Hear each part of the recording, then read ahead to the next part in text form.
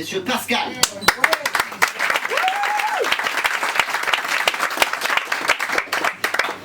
France, te rends-tu seulement compte de ce qu'ils ont fait de toi? France, je n'aurais jamais cru que tu les aurais laissés faire ça. À quoi bon avoir formé nos bataillons dans tes artères? À quoi bon avoir formé nos bataillons pour t'aider à mettre à terre cet infâme infirme à l'œil clair qui s'affirme nostalgique d'Hitler, si c'est pour voir aujourd'hui les féroces soldats d'Hortefeux abreuver nos sillons de leurs vœux impurs? Aux larmes, citoyens, le pays des droits de l'homme se parjure. Il ne jure plus que par des hommes qui se croient droits. Des hommes qui s'octroient le droit de réfuter des réfugiés qu'ils renvoient par charter dans leur pays en guerre.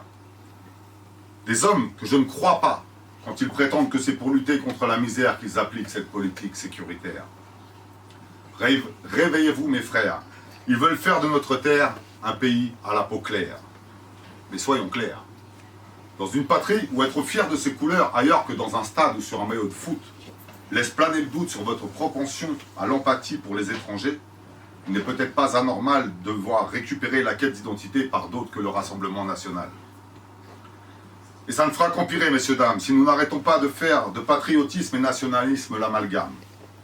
Moi, dans tout ça, ce qui m'effraie, n'est pas tant que quelqu'un puisse trouver son drapeau épatant, mais que l'épaté puisse subir les frais de nos préjugés.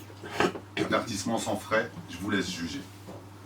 Cela étant dit, France, ça ne te dispense pas de tenir tes belles promesses sur le droit à la différence. Ça ne légitime pas que tu ériges un ministère de l'immigration dans l'indifférence. Et encore moins l'intégration à sa tête d'un traître qui vendrait père et mère pour satisfaire son plan de carrière. France, t'étais le pays des libertés. T'as oublié celle de l'expression quand tu laisses un député rappeler à l'ordre un écrivain réputé simplement parce qu'elle critique ta cour. Drôle de façon d'honorer le prix Goncourt. France, t'étais le pays de l'égalité. Qu'as-tu donc fait de celle des chances quand tu n'en laisses pas une aux travailleurs sans papier que tu sais soumettre à l'imposition tout en refusant d'admettre leur régularisation? Quant à la fraternité, France, il m'apparaît comme une évidence que ce mot pour toi n'a plus d'importance depuis une éternité. Il va falloir que tu changes d'allure, France. Depuis que tu as épousé ces hommes dont la droiture n'est qu'une imposture, je suis dans une colère bleue.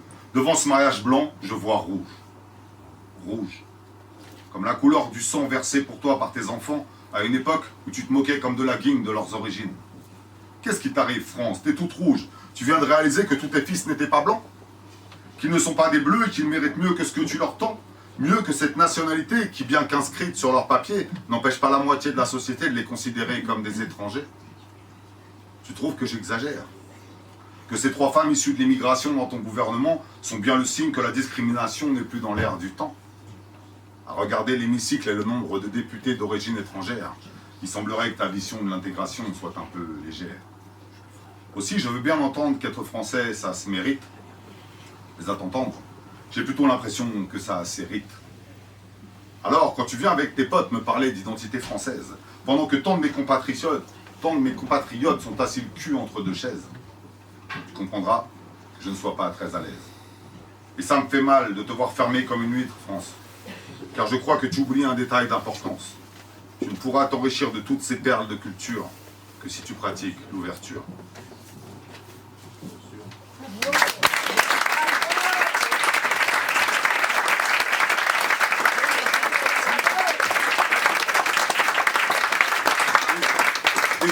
Cette élocution un peu fébrile, c'est là qu'on voit la limite du papier par rapport au partir. C'est très long. On va le temps de le répéter. Le prochain, l'intro va vous faire comprendre. Sortez les Kleenex. Embarquez avec moi pour un vol brutal qui nous mènera en plein cœur de ce monde bestial. Attachez bien vos ceintures car ce périple sera dur et les turbulences rudes et rances. Je veux que ceux qui s'installent sachent bien que même s'ils sont mal, nous ne pourrons pas se faire un mal. Il n'y aura pas d'escale, on pourrait prendre des balles. Le décollage est imminent. Vous ne pouvez plus partir maintenant. Alors, tant pis si l'on chiale, je déballe. Elle se nomme Yasmine. Ce n'est qu'une petite gamine abîmée par les mines. Elle est née à Gaza, sur une bande large comme ça, entourée de soldats.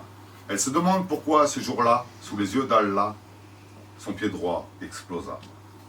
Pendant que ses frères lançaient de petites pierres sur de gros chars en fer, Elle était toute fière de montrer à sa mère qu'elle savait ses prières. Jusqu'à ce matin, où le destin surgit de l'enfer pour rougir cette terre si chère des lambeaux de sa pauvre chair. Elle promenait juste son chien et ne demandait rien. Aujourd'hui, elle est digne debout.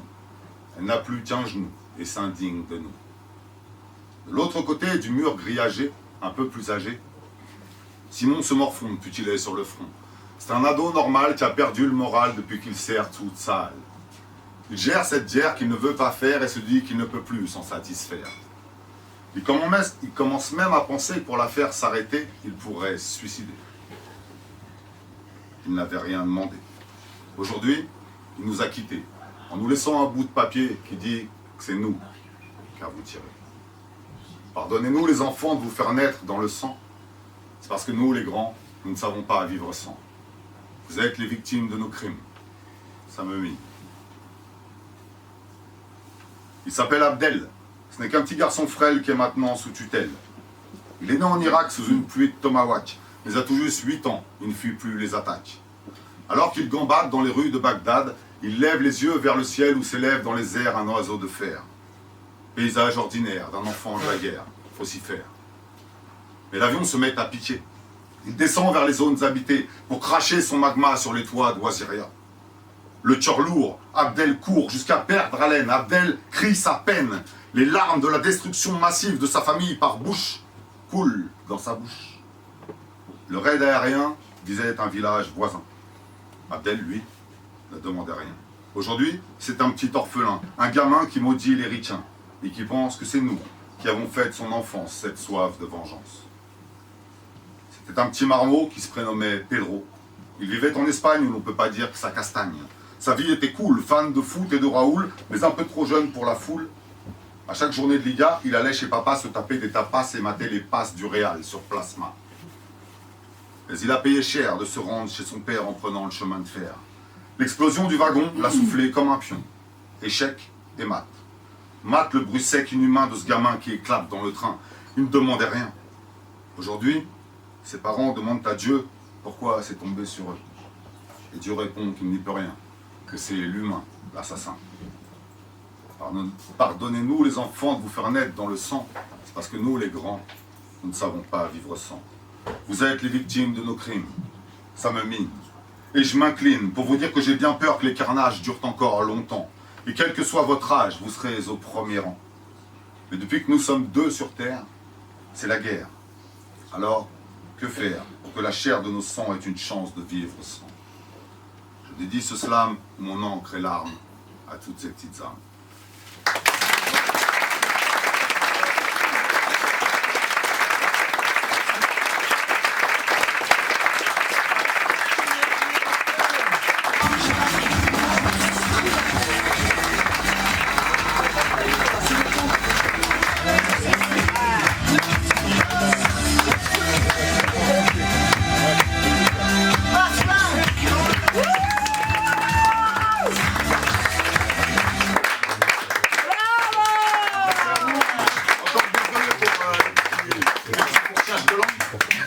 C'est pas grave, on te pardonne tout. Pas d'actu pour moi, Ah, ces derniers mince. temps. Peu d'actu en tout cas. Si on clip, avec mon groupe, on est en train de faire un clip, donc du coup, si tout va bien, dans quelques mois, on fera la promo de ce clip et vous pourrez aller le voir sur YouTube. Rappelle-nous le nom du groupe. Le groupe s'appelle Proselite, donc en 2 mots, Proselite. C'est très... Je sais C'est pas. pas pompeux comme style Proselite, Ah. pas du tout. Non, on voulait un seul mot au début, mais c'était déjà pris, donc il y a les 2 mots. Page Facebook, YouTube, vous pouvez voir notre actu. On fait des concerts, 6-7 concerts par an. Donc n'hésitez pas à venir nous voir, likez la page et vous aurez les infos. Et avec grand plaisir, on vous accueillera avec guitare, basse, batterie, piano, trompette, percussionniste. Vous êtes les bienvenus quand vous voulez. Bravo. Voilà.